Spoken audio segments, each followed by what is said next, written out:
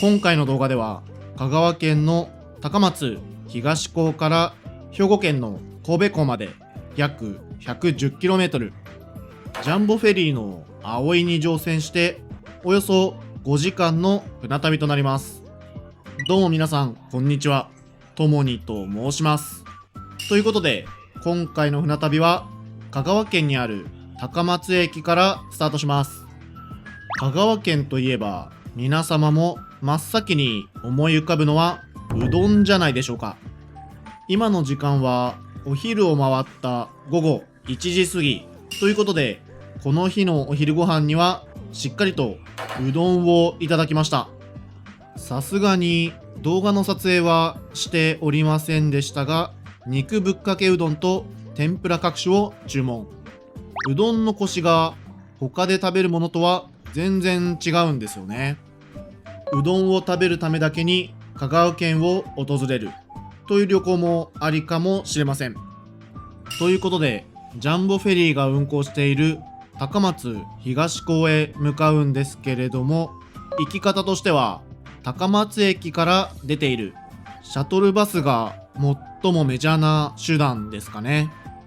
バスの車体にはジャンボフェリーの文字が記載されている少しテンションが上がる仕様のバスが来ておりましたので、早速乗車しましょう。バスの出発時間まではあと15分くらいあるんですけれども、さすがに外が暑い状態が続いておりますので、冷房が効いているバスの中で座って待つことができるのはとてもありがたいですね。そんなこんなで定刻通り1時30分にバスが出発。高松駅から高松東港まではおよそ10分ほどで到着するんですけれども、歩くと確か1時間弱もかかってしまうので、無料のシャトルバスのありがたみを感じながらあっという間に高松東港に到着です。こちらが本日乗船するジャンボフェリーの葵。本来であればここで船のスペックを紹介するんですけれども、乗船まで時間があまりないぞということで、スペックの紹介は後回しにして先にターミナルの中に入っていきましょう。ということでこちらがジャンボフェリーの待合室となります。まだ乗船券を購入していない方など、一部の方はこちらの受付で手続きが必要なんですけれども、私はすでにインターネットで予約済みのため受付は利用せずとなります。待合室の全体はこんな感じ。広いスペースとなっておりまして、自動販売機やちょっとしたゲームコーナーといった設備や食事をすることができるレストランがありますね。平日限定ではありますが、日替わりランチもあるようです。それでは乗船の時間まで今しばらく待つことにしましょう。さあ行くぞ。待ち始めてからたったの1分ほどで乗船のアナウンスが流れ始めました。葵の出港時間がお昼の2時となっておりますので、出港の15分前の乗船となります。皆さんご存知、有名なサンフラワーなどの長距離フェリーは出港の1時間前から乗船が開始されるなんてことが多いんですけれども、今回のジャンボフェリーのように短距離から中距離フェリーの場合は乗船から出港までの時間が短い傾向にあるんですかね。個人的には出港の前に船の散策を軽くしたいなーなんて考えておりますので、出港の前は早めに乗船をしたい派なんですけれども、皆様はいかがでしょうか。ぜひ気軽にコメントしていってください。なんてことを言っているうちに、事前にスマホに保存していた QR コードを利用し、葵に乗船。途中、コンテナが多く積載されていたのがとても印象的でしたね。ということで、階段を上り、旅客エリアに到着。旅客エリアは2階から4階となっておりまして、この2階エントランスロビーは小豆島の文化遺産中山の千枚田をイメージした開放的なデザインとなっております。中央部にはピアノがあるんですけれども、なんとこのピアノ自動で演奏する機能がついているようです。いやー、びっくりですよね。そしてこちらが2階のフロアマップ。今回私はプレミア席である 2C という部屋を予約しているんですけれども、実はですね、このジャンボフェリー公式サイトに記載があるんですけれども、部屋の中の写真や動画の撮影が禁止となっております。エントランスロビーといった共用部などは撮影が可能となっておりますが、ルールに従い部屋の中までは撮影ができませんことを何卒ご了承くださいませ。ということで、部屋に荷物を置き身軽になったところで出港の様子を見に屋上に向かいましょう。ちなみに今回利用しているお部屋はプレミア席ののびのび席という部屋を利用させていただいておりまして、このように足を伸ばしながらリラックスできるお部屋となっております。料金は大人1人当たり合計で2390円。後ほどご紹介する専用の設備も使うことができるので、とてもお得なお値段じゃないでしょうか。と、部屋の撮影ができない分、移動しながら部屋の紹介をしていたら、あっという間に屋上の展望デッキに到着です。この展望デッキなんですけれども、空のテラスという名称となっておりまして、芝生の広場が特徴となっております。もしかしたら視聴者様の中には芝生ちっちゃいなーなんて感じた方もいるかもしれませんが、ご安心ください。空のテラスにはもう一つ上のエリアがあり、このように一面が芝生となっております。とはいえ屋根がないので日差しがすごいですね。ふと船尾側を見てみると、銀色の猫がちょこんと座っておりまして、その奇抜なデザインに少し驚いてしまいましたが、この猫は幸せを運ぶ猫としてデザインされたシップスキャットというキャラクターのようです。ちなみに船首側の景色はこんな感じ。一番前の右側のエリアは光のテラスという名前で実際に行くことができるようになっております。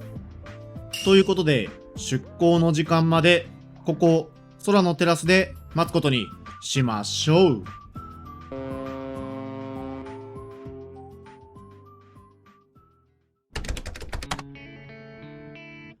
帝国通り葵は高松東港を出港しました。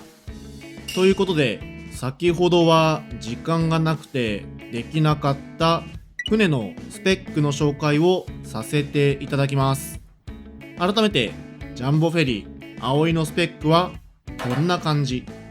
後ほど船内の散策もしますが、この葵の船内は瀬戸内海に浮かぶテラスリゾートというのをコンセプトとしておりまして、広い客室スペースを生かし、小豆島を象徴するオリーブなどをデザインモチーフに取り入れ、上質で遊び心のあるリゾート空間を実現したフェリーとなっております。途中小豆島を経由して神戸港に到着するのは夕方の6時45分を予定しておりますので、およそ5時間の船旅となります。あっという間に陸から離れてしまい、船の前方に見えているのは瀬戸内海の島々。そのまましばらく空のテラスからの景色を楽しんでいたんですけれども、さすがに直射日光が辛くなってきましたので、一旦店内に入っていきましょう。店内はクーラーがガンガンに効いていて、まるで生き返るかのような感覚でしたね。ということで、このチャンネル恒例の船内散策行ってみましょう。スタート地点は乗船した場所でもある2階エントランスロビーからスタートです。この場所にはショップもあるんですけれども、後ほど訪れますので、今は場所だけの確認。ショップの隣にはプレミア専用施設の入り口がありますので、早速行ってみましょう。ちなみに自由席を利用されている方でもプラス500円の追加料金をお支払いすることでプレミア専用施設を利用することができるようになります。最初に見えてきたのはペット専用エリアで、その隣にはカフェラウンジこまめがあります。このカフェラウンジは自家焙煎の名店高松のトイコーヒーというお店から提供されている豆を使った入れたてのセルフコーヒーを1杯100円という価格のお値段で楽しむことができるようになっているんですよね。少し隠れ家っぽい雰囲気に加え、窓からは瀬戸内海の景色を眺めることができるようになっておりますので、ついつい長居してしまいそうになりましたが、船内散策に戻りましょう。このエリアには 2A というリクライニング席の客室もあるんですけれども、その隣には外に出ることができる扉があります。この扉からは風のテラスと光のテラスという場所に行くことができますので、早速向かっていきましょう。ということで、こちらが風のテラス。風を切って進む葵と一体になった気分を味わえるスペースとなっております。もう一つの光のテラスはこちらの階段を登った先にあるんですけれども、結構階段が急なので注意が必要ですね。そしてこちらが光のテラス。ウィンドブレーカーを装備しているためか、テラス内はほぼ無風となっておりまして、このように素晴らしい景色をゆったりと楽しめます。そのまま景色を楽しんでいたんですけれども、やっぱり直射日光が結構暑いので、5分くらいで船内に戻ってきましたね。このプレミア専用施設エリアにはもう一つ紹介する場所がありまして、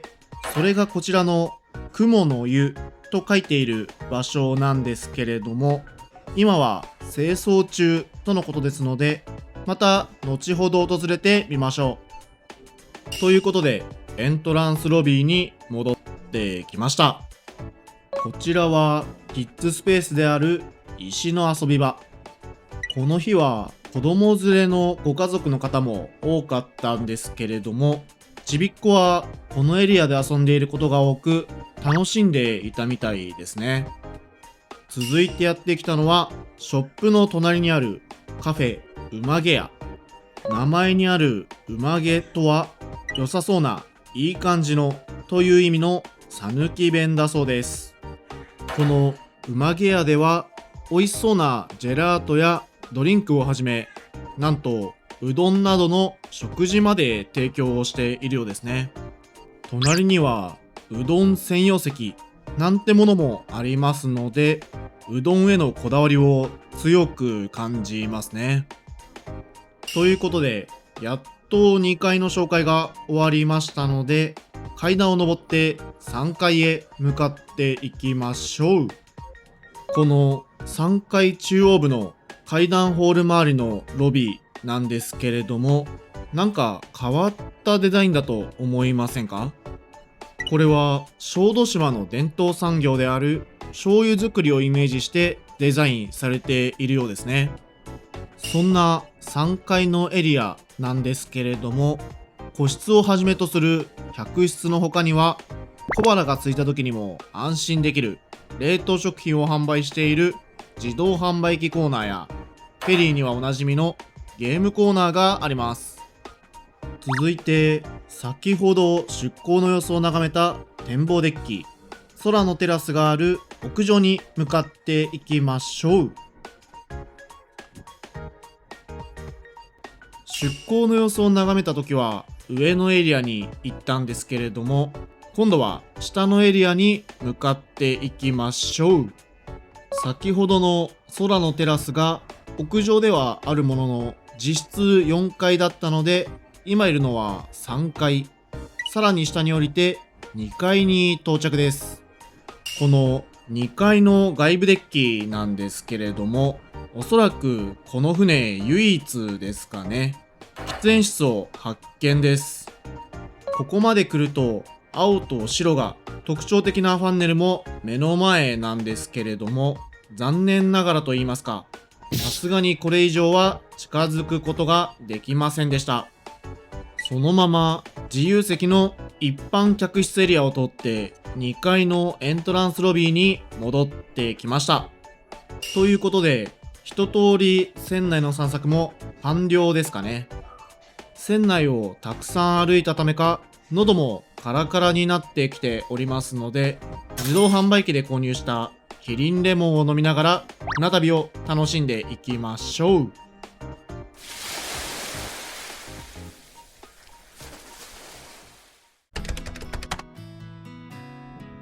しばらく船内でぐうたらしていたんですけれども、そろそろ小豆島に到着するぞっていうアナウンスがありましたので、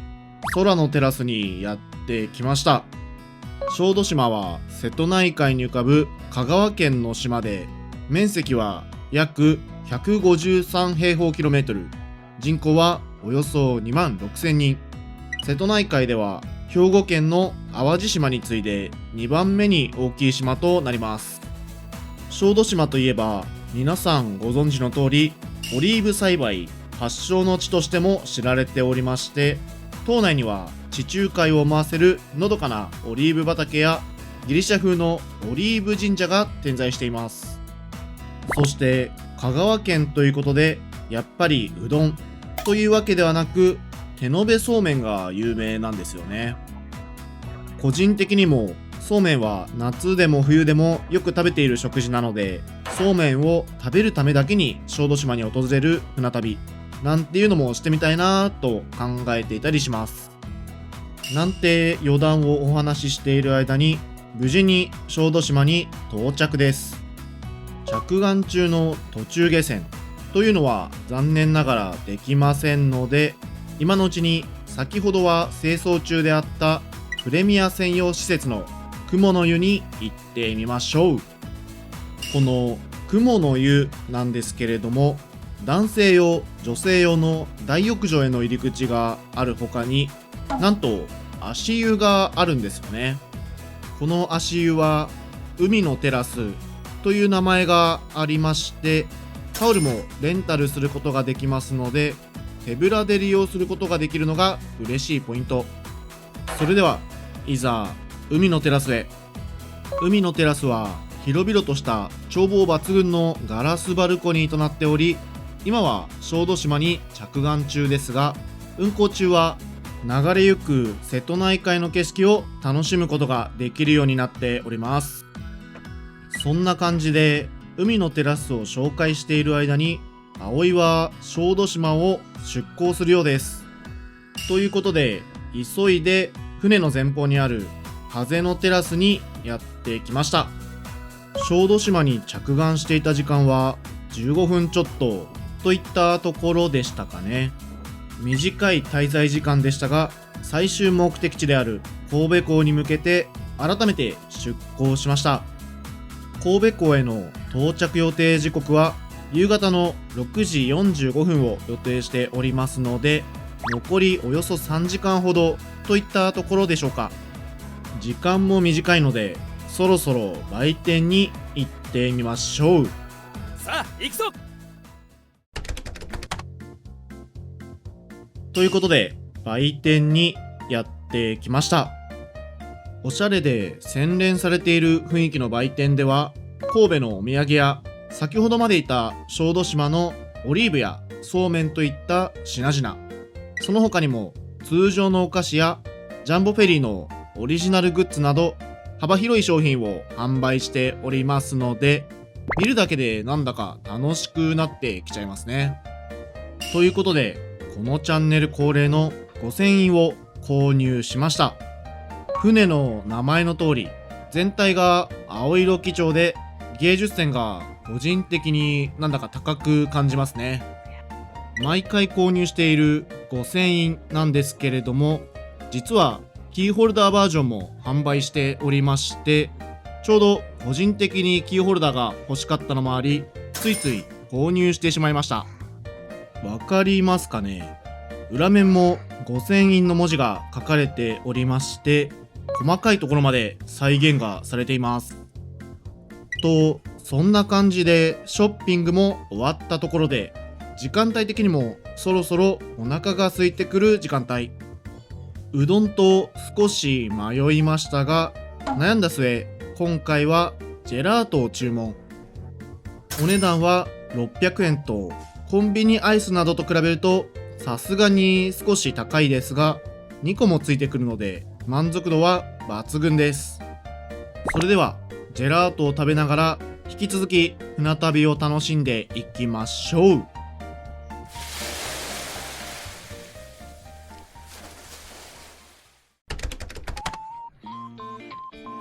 あれから少し時間が経過し、私ともには再び船の前方にある光のテラスに訪れております。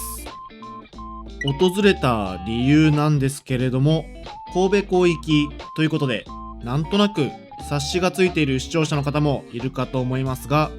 これから世界で2番目に長い吊り橋である明石海峡大橋の下をくぐります。全長は3911メートル。1998年4月に開通した明石海峡大橋は、できた当時は世界最長としてギネス記録にもなっていたようですね。建設費は当時の換算で約5000億円。明石海峡大橋の開通で本州淡路または本州四国間の陸続きになったことで、農水産物の物流など様々な点でメリットが生じたと言われております。それまではフェリーを使って海路を交通していたみたいなんですけれども、この明石海峡大橋が開通したことによって、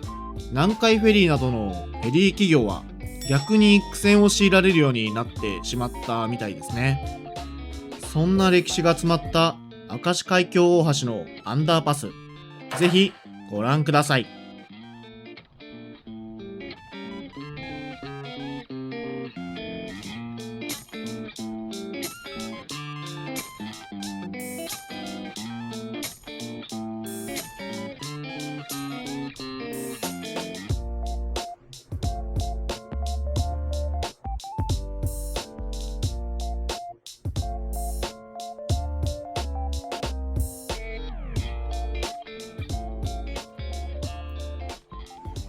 はい、いかがでしたでしょうか。なかなか見ることができない光景だと思いましたので、あえてナレーションなしとさせていただきました。私の周りにもたくさんの方がいらっしゃったんですけれども、皆さんカメラを構えたり会話を楽しんだりしながらアンダーパスの瞬間をとても楽しんでいましたね。ということで、神戸港の到着まで残りは1時間ほど。夕方になったおかげか過ごしやすい気温になってきましたので、このまま外で景色を楽しんじゃいましょう。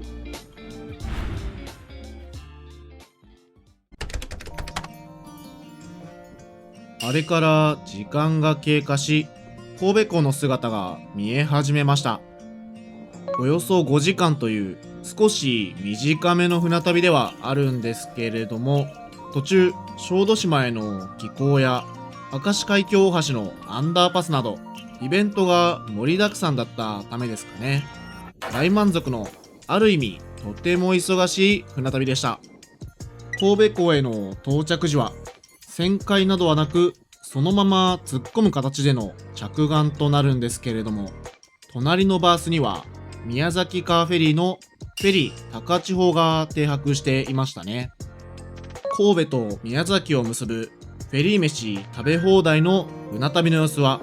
概要欄に URL を載せておりますので、ぜひご覧ください。そんな宣伝をさせていただいている間に、船は着岸目前。目線を船の後方部に移してみると、港では作業員の方が働いてくれているのを見ることができました。いつも本当にお疲れ様です。そんな働いてくれている皆様のおかげで、無事に神戸港に到着しました。到着した時間帯が良かったためでしょうか、ちょうど空がオレンジ色に染まっていましたね。ということで、下船に向け船内に戻っていきましょう。そんな感じで部屋に荷物を取りに行ったんですけれども、その後すぐに下船が始まりましたね。着岸からおよそ5分後という驚異のスピードです。着岸の際、船からも見えていた連絡橋を渡ってターミナルに移動します。ここ神戸三宮フェリーターミナルから最寄り駅である三宮駅まではバスが運行しているんですけれども、注意点としてこちらは有料となっているんですよね。幸い三宮駅までは歩いて15分ほどと距離もそんなに遠くないので、街の景色を眺めながらブラブラと歩いて向かっていきましょう。ということで、今回の船旅はここまでとなります。このチャンネルでは毎週金曜日に船旅をメインとしたちょっと非日常な旅の魅力を紹介する動画を投稿しておりますので、よろしければチャンネル登録や高評価、コメントをしていただけるととても嬉しいです。それではまた次の動画でお会いしましょう。最後までご視聴ありがとうございました。